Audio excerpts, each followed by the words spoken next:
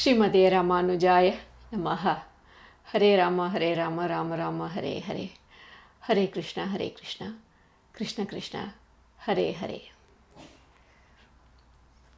So இன்றைக்கி என்ன சொல்ல போகிறேன்னா, ஸ்பிரிச்சுவாலிட்டி மூலம் குட் ஹெல்த், நல்ல ஆரோக்கியம் எப்படி கிடைக்கும் அப்படின்ட்டு என்கிட்ட ஒருத்தங்க கேட்டிருந்தாங்க. ஸோ கண்டிப்பாக வந்து சில ப்ராக்டிசஸ் மூலம், சில டிப்ஸ், ஜென்ரல் டிப்ஸ் மூலம் வந்து நம்மளால் கண்டிப்பாக வந்து ஒரு நல்ல ஹெல்த் மெயின்டைன் பண்ண முடியும்.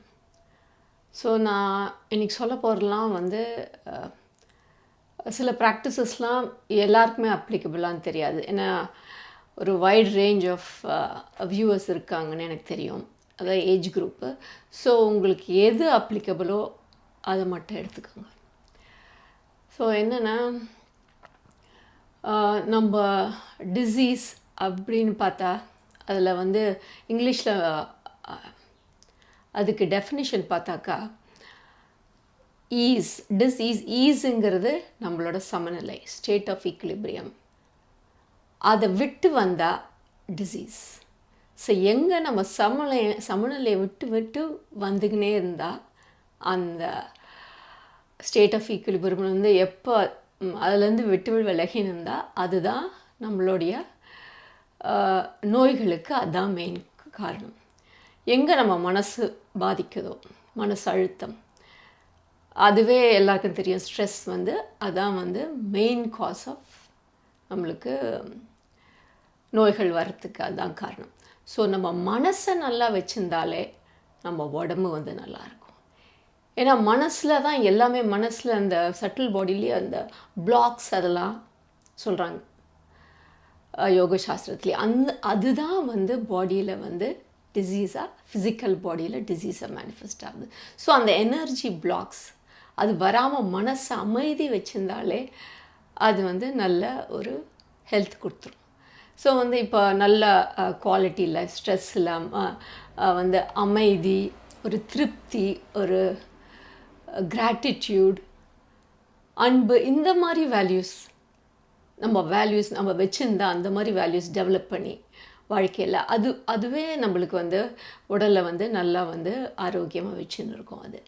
ஸோ அதுதான் மன நிம்மதி தான் முதல்ல முக்கியம் அது. ஸோ இந்த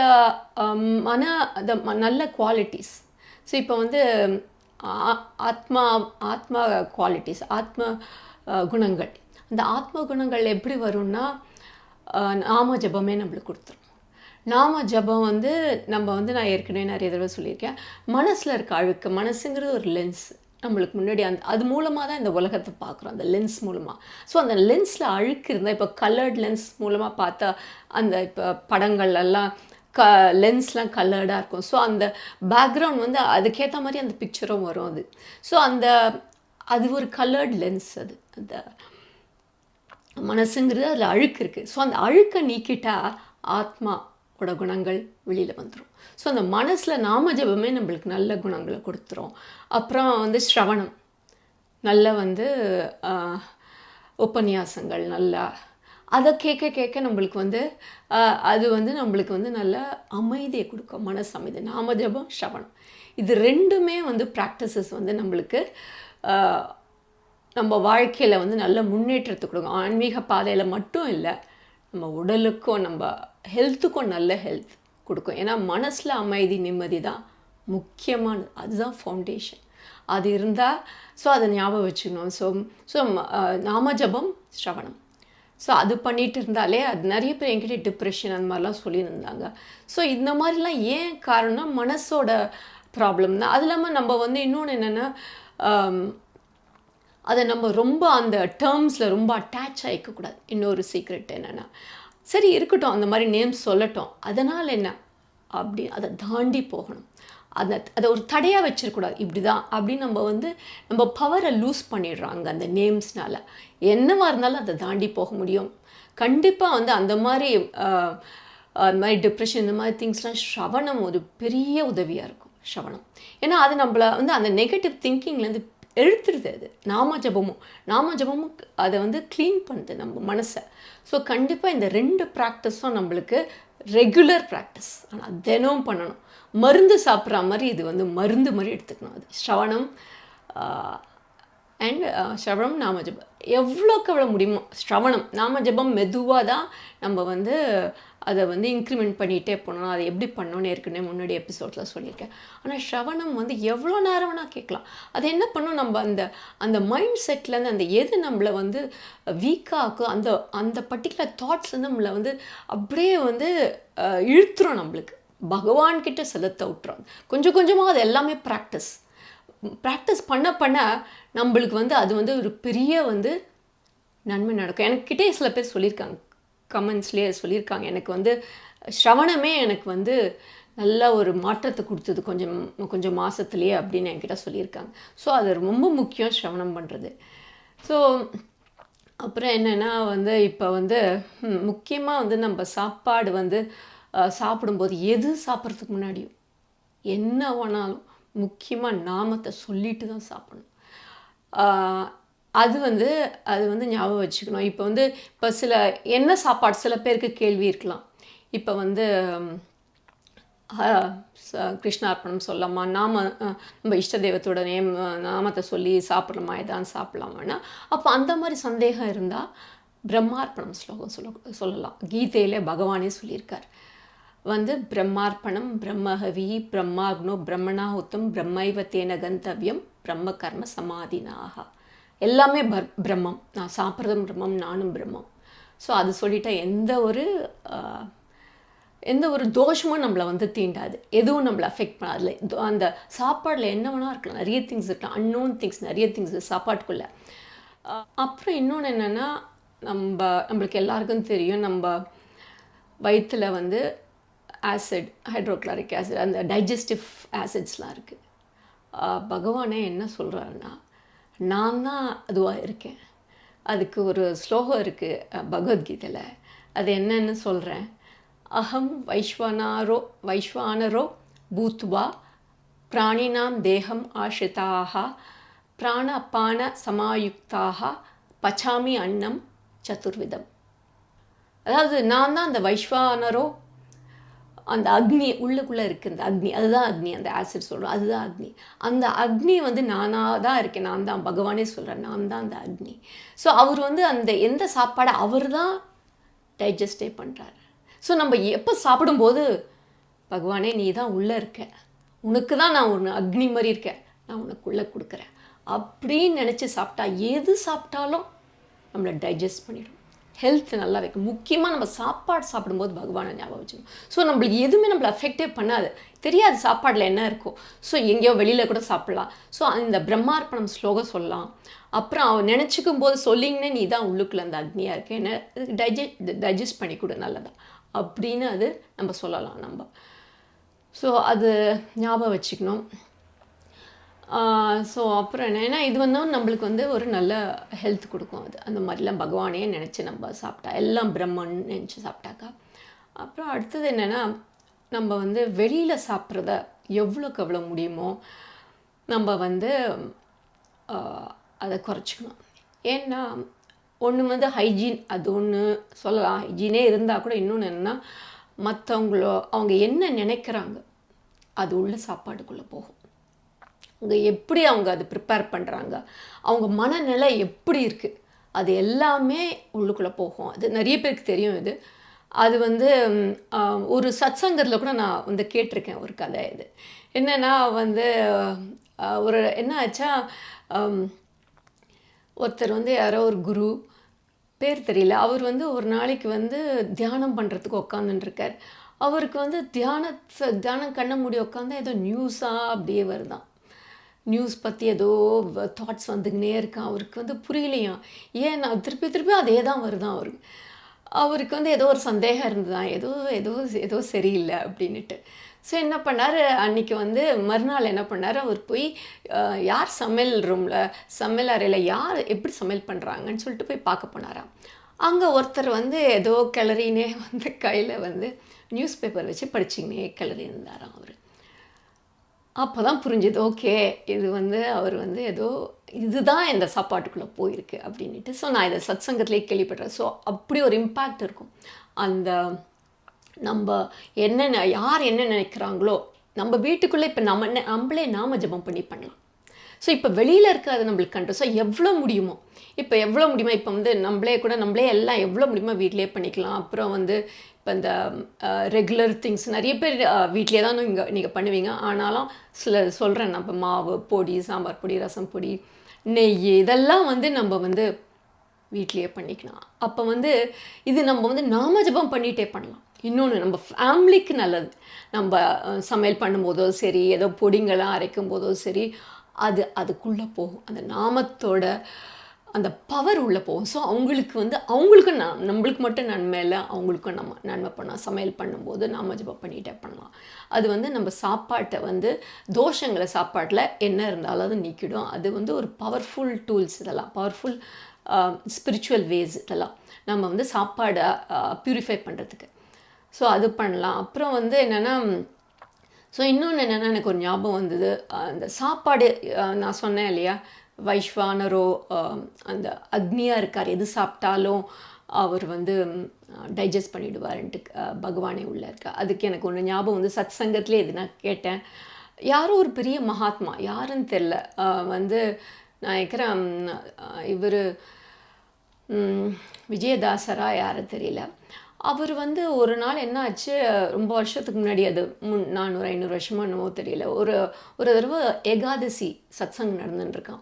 அப்போ வந்து எல்லாருக்கும் வந்து நாம சொல்லி வந்து தொண்டை ரொம்ப வறண்டு போச்சான். அப்போ ஒருத்தர்கிட்ட சொன்னாராம், போய் கொஞ்சம் வந்து வெல்லம் போய் கடையில் போய் வாங்கின்னு வாப்பான்னுட்டு. ஸோ அந்த வெல்லம் வாங்குறதுக்கு ஒருத்தர் போனாராம். அப்போ வந்து அந்த கடையை மூடுற சமயமா. அப்போ வந்து இன்னும் இருட்டாக இருந்ததுன்னு சொல்லிட்டு அது சரியாக பார்க்காம ஏதோ எடுத்து கொடுத்துட்டு அவரும் வாங்கின்னு வந்து கொடுத்துட்டார். எடுத்துகிட்டு வந்து அந்த மகாத்மாவும் நரசிம்மர் படம் தான், அந்த படத்துக்கு காமிச்சிட்டு எல்லாருக்கும் கொடுத்தாங்க. எல்லாம் சாப்பிட்டுட்டாங்க. அப்புறம் பார்த்தா அது வந்து எலி பொறிக்கு போடுற அந்த இதுவும் அது அவ்வளோ பவர்ஃபுல். நாமத்தை சொல்லி நம்ம வந்து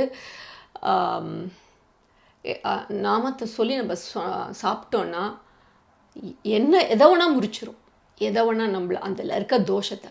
ஸோ அவ்வளோ பவர்ஃபுல்லாக ஞாபகம். ஸோ அதுவே முறிக்கணும், எந்த டாக்ஸின்ஸ் எது இருக்கோ அந்த நாமம், இந்த பிரம்மார்ப்பணம் ஸ்லோகம் அது ஞாபகம் வச்சுக்கணும். அப்புறம் என்னென்னா, நம்ம வந்து இப்போ வந்து நெய் வந்து ஒரு முக்கியமான திங் வந்து ஆயுர்வேதாலேயே வந்து சொல்லியிருக்காங்க. ஆயுர்வேதாங்கிறது நம்ம வேதத்திலே ஒரு பாகம், அந்த வேதத்தில் வர்ற பாகம் தான் ஆயுர்வேதங்கிறது. ஸோ அதுலேயே ஆயுர்வேதத்துலேயே ட்ரீட்மெண்ட் என்னென்னா, நெய்யில் தான் ட்ரீட்மெண்ட். பாடியை வந்து டாக்ஸின்ஸ் டீடாக்ஸ் பண்ணுறதுக்கு அவங்க என்னன்னா மெடிக்கேட்டட் நெய் கொடுக்குறாங்க. அதை வச்சு தான் அவங்க வந்து ஃபஸ்ட்டு வந்து கிளென்ஸே பண்ணுறாங்க, பாடியை கிளென்ஸ் பண்ணுறது. ஸோ வந்து அது வந்து நிறைய பேர் கொஞ்ச நாள் முன்னாடி கண்டம்லாம் பண்ணியிருந்தாங்க. இப்போ தெரியல, இப்போ ஏதோ மாறி இருக்குன்னு நினைக்கிறேன். பட் வந்து அது வந்து ஞாபகம் வச்சுக்கணும். அது இன்னொன்று என்னென்னா, பசி எடுக்காமல் சாப்பிடக்கூடாது. இந்த கிளாக் பிரகாரம் மணி அப்புறம் வந்து 3 வேளை அந்த கணக்கு வச்சுக்கவே கூடாது. அந்த அக்னி எரியணும்.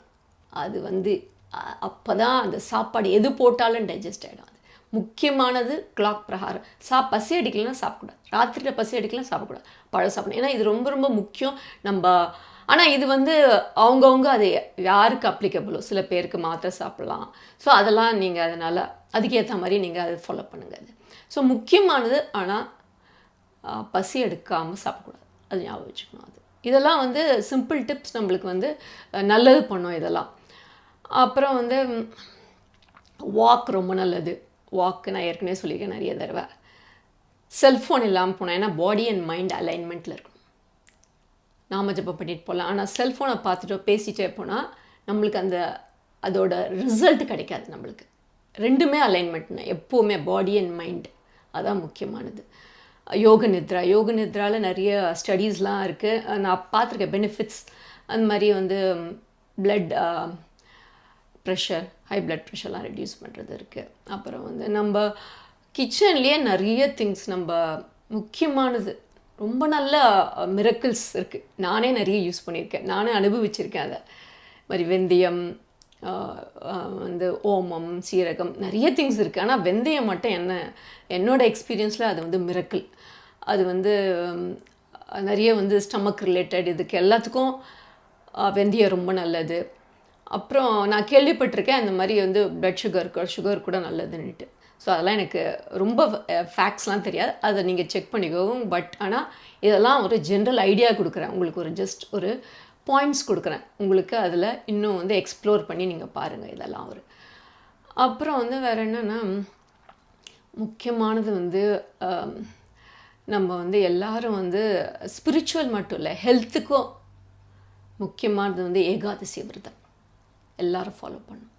ஏகாதசி விரதம்னா அது பெருமாளுக்கு உகந்தது. ஆமாம், வைகுண்ட ஏகாதசிலாம் சொல்கிறோம், அது பெருமாளுக்கு மட்டும் உகந்தது ஒரு பாயிண்ட்டு. ஆனால் அதுக்கு பின்னாடி சயின்டிஃபிக் பயாலாஜிக்கலாக எவ்வளோ நல்லது இருக்குது. அதை ஃபாலோ பண்ண எல்லாருமே அதை ஃபாலோ பண்ண எவ்வளோ முடியுமோ. இப்போ வந்து முக்கியமாக ஹெவியாக சாப்பிடக்கூடாது, லைட்டாக. அண்ட் அன்றைக்கி பூஜை, அதாவது ஃபோக்கஸ் மைண்ட், பாடி அண்ட் மைண்டை ஃபோக்கஸ்டாக வைக்கணும். ஏன்னா ஒன்று வந்து என்ன சொல்லியிருக்காங்கன்னா, இப்போ சயின்டிஃபிக் இன்டர்மிட்டன்ட் ஃபாஸ்டிங் யங்ஸ்டர்ஸ்லாம் நிறைய தெரியும். இன்டர்மிட்டன்ட் ஃபாஸ்ட் அதோட கான்செப்டே என்னென்னா, அது என்னென்னா ஆக்சுவலாக அது வந்து ஏகாதசி அதை கண்டுபிடிச்சிருக்காங்க, நிறைய ஃபைண்டிங்ஸ் இருக்குது. அதில் என்னென்னா வந்து டிஎன்ஏ ஸ்ட்ராண்ட்ஸில் அது எண்டில் வந்து டெலிமர்னு ஒன்று இருக்குது, TLOMERE. அது வந்து நீங்கள் சர்ச் பண்ணால் நிறைய இன்ஃபர்மேஷன் இருக்குது. அதுதான் வந்து நம்மளோட ஏஜிங், நம்மளோட உடம்போட ஹெல்த்து, லைஃப் ஸ்பேன் எவ்வளோ நாளைக்கு இருக்க போகிறோம், இதெல்லாத்தையும் அதுதான் வந்து அதோட ஹெல்த்தை பொறுத்து தான் இருக்குது, அதை பொறுத்து தான் இருக்குது. ஸோ அதை நல்லபடியாக அதை வச்சுக்கணும். அதுக்கு என்ன பண்ணுறதுன்னா, நிறைய பேர் இதெல்லாம் நிறைய சயின்டிஸ்ட்லாம் கண்டுபிடிச்சிருக்காங்க, நிறைய இன்ஃபர்மேஷன் இருக்குது. மெயினாக லைஃப் ஸ்டைல் ஸ்ட்ரெஸ் இல்லாமல் அமைதியாக நல்ல சாப்பாடு, ஃபுட் கண்ட்ரோல், டயட் ரொம்ப இம்பார்ட்டண்ட். அதில் ஒன் ஆஃப் த ஃபைண்டிங்ஸ் வந்து இந்த மாதிரி 36 hour ஃபாஸ்டிங்லாம் சொல்லியிருக்காங்க.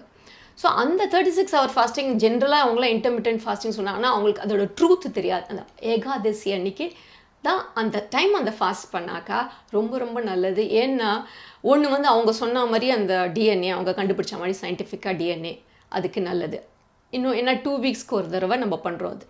இன்னொன்று என்னென்னா, அந்த சமயத்தில் வந்து ஏன்னா நம்ம எல்லாமே சந்திரன் சூரியனை பொறுத்து எல்லாமே பஞ்சாங்கத்தை ஃபாலோ பண்ணாலே உடம்பு நல்லாயிருக்கும் பஞ்சாங்கத்தில். ஏன்னா அது எல்லாமே ஜோதிஷங்கிறது கூட வேதத்து ஒரு பாகம்தான். ஸோ அதில் வந்து பஞ்சாங்கத்தில் வந்து இப்போ சந்திரன் சூரியன் வந்து அதோட மூமெண்ட் அதுக்கேற்ற மாதிரி ஒரு நாள் இப்போ வந்து இது இருக்குன்னா 3ஆவது நாள் திருதியை, சதுர்த்தி, பஞ்சமி, ஒவ்வொரு நாளும் சந்திரனோட இது மாறினே இருக்குது. ஸோ அது வந்து சூரியனா 3000 அவங்களோட இது வந்து நம்ம பூமிக்கு வருது. அந்த பிளானட்ரி அந்த இன்ஃப்ளூயன்ஸ் வந்து நம்மளை பூமியை அஃபெக்ட் பண்ணுது. ஸோ அந்த எனர்ஜிஸ் மாறிக்கினே இருக்குது. முக்கியமானது என்ன, மூமெண்ட். அதில் எனர்ஜிஸ் அதெல்லாம் மற்ற பிளானட்ரி இதுவும் இருக்குது. ஏற்கனவே இன்னும் ஒரு எபிசோடில் சொல்லியிருக்கேன். ஸோ இதெல்லாம் தான் நம்ம ரிஷிங்களுக்கு இதெல்லாம் தெரியும். இந்த மாதிரி வருது, அந்த சமயத்தில் அதை யூஸ் பண்ணிக்கினா நம்மளுக்கு நல்லது, உடம்புக்கு முக்கியமாக நல்லது அந்த எனர்ஜிஸ் அந்த சமயம். ஸோ இந்த சமயத்தில் சாப்பிடாதீங்க, இப்போ அம்மாவாசைலாம் ராத்திரியாக சாப்பிடாதீங்கன்னு சொல்கிறாங்க. ஏன்னா நல்லது, ஏன்னா அந்த மாதிரி வந்து பாடி வந்து டீடாக்ஸ் பண்ணுற டைம், நம்ம உடம்பை நல்லா வச்சுக்கிறது. அவங்களுக்கு ஏற்கனவே தெரியும், ரிஷிகள் நம்மளுக்கு வெறும் ஸ்பிரிச்சுவாலிட்டி மட்டும், நம்ம ஆன்மீக வளர்ச்சிக்கு மட்டும் இல்லை, நம்ம உடம்புல வச்சுக்கிறதுக்கு நல்லபடியாக வச்சுக்க எல்லாமே பிளான் பண்ணி தான் நம்ம ரிஷிகள் சொல்லியிருக்காங்க. அதில் ஏகாதசி முக்கியமானது. அந்த ஏகாதசி ஏன்னா அந்த ஒரு நாள், அதாவது தசமி ஈவினிங்லேருந்து வருது, ஒரு வேளை தான் சாப்பிடணும் தசமி. ஏகாதசி எவ்வளோ முடியுமோ எல்லாராலையும் முடியும். தண்ணி இல்லாமல் இருக்க முடியுமா இந்த காலத்தில் தெரியாது. நான் ஒரு 4-5 வருஷம் வந்து வெறும் லிக்விட் டயட்டில், லிக்விட் பால் பழம் அந்த மாதிரிலாம் இருந்தவரான். அதுக்கப்புறம் எனக்கு அதில் கஷ்டமாக இருந்தது. நான் ஆஃபீஸ்லாம் வேலை நிறைய இருந்தது, போயிட்டு வர, அதனால் முடியலன்னு நிறுத்திட்டேன் நான். இப்போ வந்து லைட்டராக, ரொம்ப லைட். ஆனால் ஏகாதசி ஞாபகம் வச்சிக்கின்னு அதாவது ஃபோக்கஸ்டாக இருந்தாக்கா அப்போ வந்து பாடி டீடாக்ஸ் ஆகும். ஏன்னா அப்போத்தி மூன்ஸ் வந்து கிராவிடேஷ்னல் இது அதோட இன்ஃப்ளூயன்ஸ் வந்து நம்ம பூமி மேலே அந்த சமயத்தில் டிஃப்ரெண்ட்டாக இருக்குது. ஏன்னா பாடியில் வந்து பஞ்சபூதங்கள் தான் ஏற்கனவே, பாடி தண்ணி நிறைய இருக்குது. ஸோ அதோட புல் வந்து நம்மளோட இப்போ பூமியை அஃபெக்ட், பூமியிலே நிறைய தண்ணி இருக்குது. இப்போ நம்ம பௌர்ணமியிலே சொல்கிறோம் அந்த மாதிரி அலையெல்லாம் நிறைய இருக்கும் அப்படின்னு சொல்கிறோம். பீச்சுக்கு போனால் நம்மளுக்கு எல்லாருக்கும் தெரியும். அதே மாதிரி ஏகாதசினுக்கு ஒரு எஃபெக்ட் இருக்குது. நம்ம வந்து பாடியிலேயே நம்ம பஞ்சபூதங்கள் இருக்குது, தண்ணிலாம் இருக்குது. ஸோ அதெல்லாம் அஃபெக்ட் பண்ணும். ஸோ அது ஒரு ரீசன். இன்னொன்று என்னென்னா, இப்போ வந்து சயின்டிஃபிக்காகவே இன்னொரு எவிடன்ஸ் என்னென்னா, இப்போ நாசா நோவான்னு ஒன்று இருக்குது. அதாவது national oceanic and atmospheric organisation administration ஒன்று இருக்குது. அதில் போய் பார்த்தா அந்த சமயத்தில் அஷ்டமிலேருந்து இன்க்ரீஸ் ஆகும் எனர்ஜிஸ். அஷ்டமி டு துவாதசி சமயமே ஜாஸ்தியாக இருக்கும். அது ஒரு வேறு மாதிரி ஒரு எனர்ஜிஸ் இருக்குது. அது என்னென்னா சன்ஸ் ஆக்டிவிட்டியே நிறைய இருக்கும். நாசா அண்ட் நோவாவில் பார்த்தா தெரியும். அதில் வந்து அந்த சோலார் ஃப்ளேர்ஸ் அந்த சமயத்தில் நிறைய எனர்ஜி. ஏன்னா பிராணசக்தி நம்மளுக்கு எல்லாமே நம்ம இந்த பூமிக்கு சக்தியே சூரியன்கிட்ட தான் வருது. அந்த சமயத்தில் இன்டென்சிட்டி ஜாஸ்தியாக இருக்கும். அஷ்டமிக்கு நிறைய பேர் வந்து பூஜைலாம் ஒரு பொழுது இருப்பாங்க. ஏன்னா அந்த சமயத்தில் intense energy Ashtami. So Ashtami, Navami, Dashami, Ekadashi அன்னைக்கு அது ஒரு பர்டிகுலராக அது வந்து நம்மளை டீடாக்ஸ் பண்ணுது. மெயினாக கிளென்சிங். அதுதான் அந்த செல் அவங்க சொல்கிறாங்க இல்லையா, ஃபைண்டிங்ஸ் பண்ணியிருக்காங்க. இந்த செல் அளவுக்கு டிஎன்ஏ அளவுக்கு சேஞ்சஸ் நம்மளுக்கு மாற்றங்களை கொடுக்கும் ஏகாதசி. அதனால முக்கியமானது அதான் இம்பார்ட்டன்ஸ் ஞாபகம் வச்சுக்கணும். அந்த சமயத்தில் வர எனர்ஜிஸ் அதை யூஸ் பண்ணிக்கினாக்கா நம்ம ஹெல்த் அந்த 2 வாரத்துக்கு ஒரு தடவை பண்ணாலே ஹெல்த்தியாக இருக்க முடியும். நம்ம வேறு எதுவும் பெருசாக பண்ணலைன்னா கூட. ஸோ அதை ஞாபகம் வச்சுக்கணும். ஸோ இதுதான் வந்து இது வந்து நம்ம வந்து டைம் இல்லை, இதெல்லாம் பண்ண முடியாது, நான் வேலை பண்ணுறேன், இதெல்லாம் சொன்னாக்கா நம்மளுக்கு வந்து நம்ம ஹெல்த்தை காம்ப்ரமைஸ் பண்ணுற மாதிரி. இந்த சிம்பிள் திங்ஸை வந்து நம்ம டெய்லி லைஃப்பில் எவ்வளோ முடியுமோ கொண்டு வந்தாக்கா நம்மளுக்கு கண்டிப்பாக எல்லாருக்கும் நல்ல ஹெல்த் கண்டிப்பாக இருக்கும். ஸோ இது ஒரு உதவியாக இருக்கும்னு நினைக்கிறேன். இதோடு இன்றைக்கி முடிச்சுக்கிறேன். அடுத்த எபிசோடில் ஒரு புது டாப்பிக்கோடு உங்களை சந்திக்கிறேன். ஹரே கிருஷ்ணா.